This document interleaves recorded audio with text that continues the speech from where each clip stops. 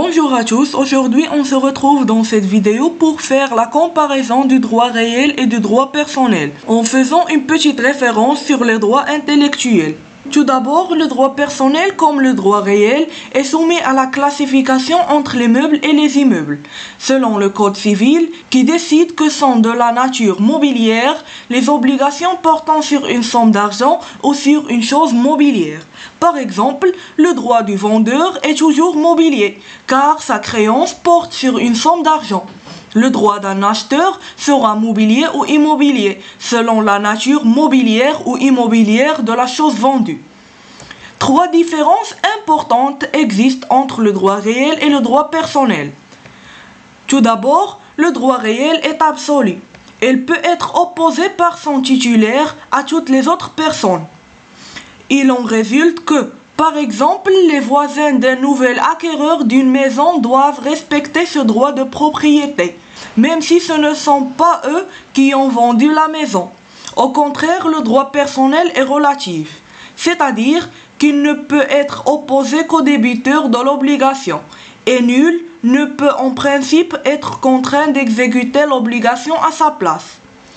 La deuxième différence, c'est que le droit réel emporte droit de suite. Le titulaire d'un droit réel peut suivre la chose en quelques mains qu'il passe. Ainsi, l'usufruitier peut réclamer la chose pour l'utiliser et en percevoir les fruits, même si elle a changé de propriétaire. Au contraire, le droit personnel n'emporte pas de droit de suite. La personne à qui l'on a promis de louer une maison ne pourra pas exiger du nouveau propriétaire qu'il respecte la promesse de l'ancien.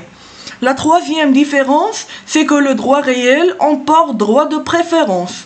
Cela signifie que s'il y a un conflit entre le titulaire d'un droit réel et le titulaire d'un droit personnel à propos d'une même chose, le premier qui a un droit absolu sera préféré à l'autre qui n'a aucun droit sur la chose.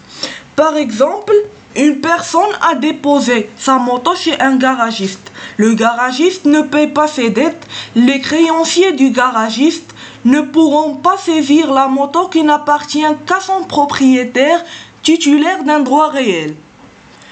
Les droits intellectuels, ils désignent les droits dont l'objet est immatériel et procèdent généralement d'une activité de l'esprit dérivant d'une connaissance du monde ou du pouvoir de la décrire ou de la sublimer. Par exemple, brevet déposé par un inventeur sur son invention, droit d'un auteur sur son œuvre, droit d'un commerçant sur sa clientèle.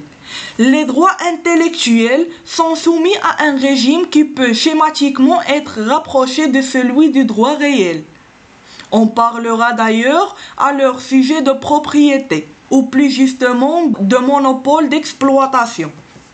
Comme une petite synthèse, on peut dire qu'il y porte un bien meuble ou immeuble, droit réel ou intellectuel, ou qu'il relie entre elles deux personnes, c'est-à-dire le droit personnel, les droits patrimoniaux ont en commun de pouvoir faire l'objet d'une évaluation pécuniaire et respectent un élément de richesse pour leur titulaire. Fin de cette vidéo, on se retrouve la vidéo prochaine.